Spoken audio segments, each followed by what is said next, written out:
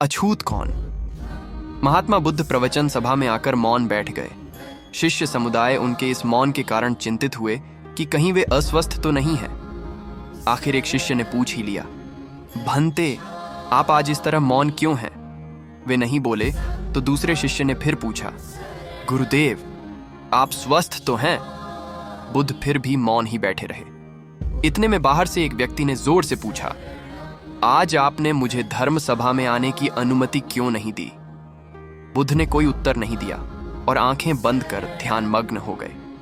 वह बाहर खड़ा व्यक्ति और जोर से बोला, मुझे धर्म सभा में क्यों नहीं आने दिया जा रहा है? धर्म सभा में बैठे बुद्ध के शिष्यों में से एक ने उसका समर्थन करते हुए कहा, भंते, उसे धर्म सभा में आने की अनुमति प्रदान कीजिए। महात्मा बुद्ध ने आंखें खोलीं और बोले, नहीं, उसे अनुमति नहीं दी जा सकती है क्योंकि वह अछूत है। अछूत? मगर क्यों?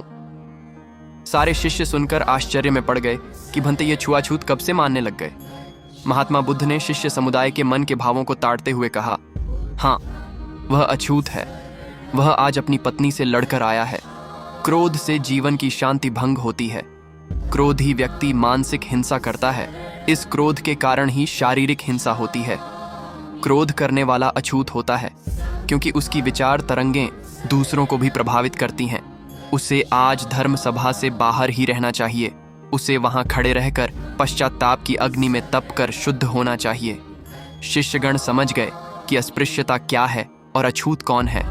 उस व्यक्ति को भी बहुत पश्चाताप हुआ। उसने कभी भी क्रोध न करने का प्रण लिया। बुद्ध ने उसे धर्म सभा में आने की अनुमति प्रदान की।